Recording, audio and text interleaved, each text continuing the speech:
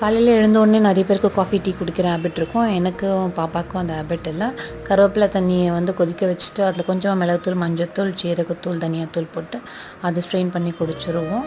அப்பாவும் அம்மாவும் கண்டிப்பாக காஃபி எடுத்துப்பாங்க. அதே மாதிரி ஹஸ்பண்ட் வந்து டீ குடிப்பாங்க. ஸோ பால் வந்து இப்போது அடல்ட்ரேஷன் எல்லா பாலுமே, ஆனால் எந்த பால் நல்லாயிருக்கும்னே தெரியல. நீங்கள்லாம் எந்த பால் யூஸ் பண்ணுவீங்க, எந்த பால் யூஸ் பண்ணால் நல்லாயிருக்கும்ன்ட்டு கமெண்ட் பண்ணுங்கள். கண்டிப்பாக ஈவினிங் ஒரு பர்த்டே பார்ட்டி இருக்குது, அதனால் சிம்பிளாக லன்ச் மெனு பண்ணிவிட்டு கிளம்பிடலான்னுட்டு. பாப்பாவுக்கு வந்து பிரேக்ஃபாஸ்ட்டுக்கு தோசையும் வேர்க்கடலை சட்னி, முசாம்பி ஜூஸ் போட்டு பிரேக்ஃபாஸ்ட் வேலையை முடிச்சிட்டோம்.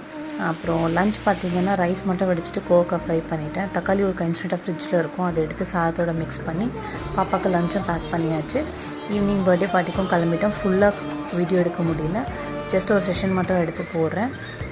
நீங்களாம் பர்த்டே பார்ட்டி இருந்தால் கண்டிப்பாக அட்டென்ட் பண்ணுவீங்களா, இல்லைனா எப்படி அப்படியும் கமெண்ட் பண்ணுங்கள்.